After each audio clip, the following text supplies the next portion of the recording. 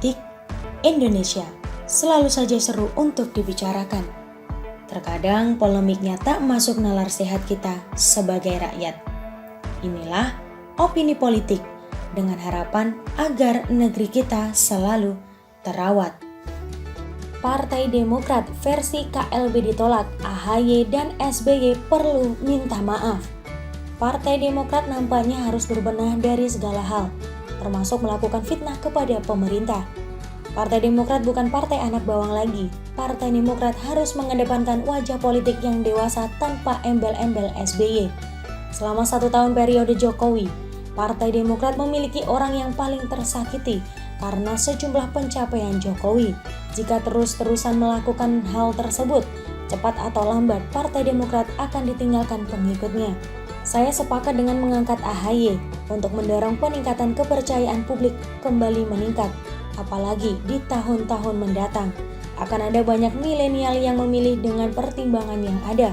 Sehingga AHY harus benar-benar lepas dari bayang-bayang SBY. AHY harus juga menunjukkan bahwa dia bukan anak kemarin sore yang baru belajar politik. AHY pun tidak bisa kembali ke masa-masa kuliah untuk belajar politik di ruang yang bernama HMI atau PMII. AHY harus sudah mulai dewasa. Apalagi fitnah-fitnah SBY dan AHY yang menyebut Partai Demokrat versi KLB didorong oleh pemerintah.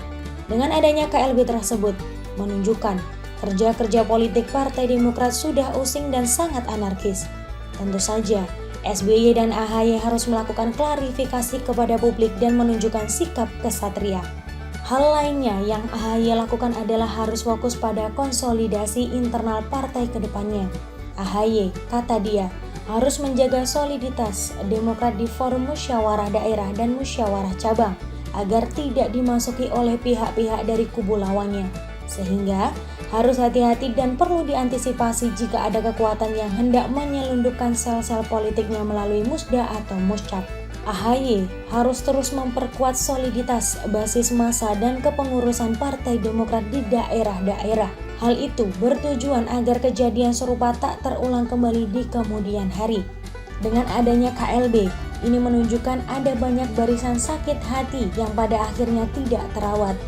Ini juga menunjukkan amatirnya AHY dalam memimpin partai besar. Baiknya, AHY harus merangkul semua pihak agar hal ini tidak terjadi lagi. AHY bukan lagi anak ingusan yang baru belajar politik. Semua pihak sakit hati harus dirawat lagi, harus dirangkul lagi. Terpenting lagi, Partai Demokrat di bawah kepemimpinan AHY harus menunjukkan warna yang jelas. Apakah akan menjadi partai pendukung pemerintah atau partai oposisi? Oposisi pun harus jelas, harus mengedepankan kepentingan rakyat. Misalkan, para legislatif harus mendukung RUU PKS, RUU PRT, dan lainnya untuk segera disahkan. Jika Partai Demokrat tidak memiliki warna yang jelas, saya yakin Partai Demokrat tidak akan mendapatkan ruang yang baik untuk tahun politik berikutnya. Baiknya juga, strategi politik harus diubah.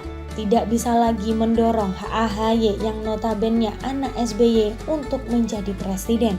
Apalagi AHY tidak punya CV yang jelas untuk menjalankan pemerintahan. Gibran dan Bobi, memang kan pilkada sedang diuji apakah bisa mengurus daerah dengan baik.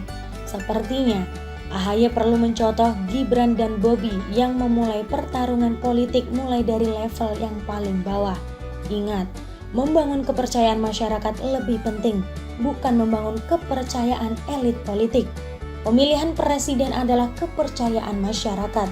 Di sisi lain, kubu Muldoko sudah tidak memiliki cara lain untuk mendapatkan legalitas usai penolakan dari pemerintah. Kubu Muldoko tak bisa mengupayakan upaya hukum lanjutan demi mendapatkan legalitas. Mendapatkan pengakuan dari pengadilan pun sulit karena kepengurusan Muldoko sudah tidak mempresentasikan Partai Demokrat lantaran telah ditolak oleh Kemenkumham. Terlebih sejumlah inisiator KLB pun sudah bukan kader Partai Demokrat. Sebut saja Joni Allen Marbun, Darmizal hingga Marzuki Ali yang sudah dipecat oleh AHY. Muldoko pun bukan kader, sehingga tidak bisa merepresentasikan Demokrat. Karena beliau atau kubu Muldoko tak punya legal standing, maka Kalau ditempuh jalur pengadilan tidak akan punya legal standing dan tidak bisa diperkarakan. Peluang bagi Muldoko CS untuk mendapatkan legalitas hanya tinggal lewat Mahkamah Partai Demokrat pimpinan AHY. Upaya itu tertuang dalam Undang-Undang Nomor 2 Tahun 2011 tentang partai politik dengan merujuk pasal 32 dan 33. Aturan tersebut yang mengatur mekanisme penyelesaian apabila terjadi perselisihan di internal partai. Meskipun demikian, bagi saya tidak yakin Muldoko akan menempuh langkah tersebut. Bila mengajukan pun, secara politis peluang menangnya akan sangat tipis. Tulisan Putri Diani dari siwar.com. Terima kasih dan sampai jumpa.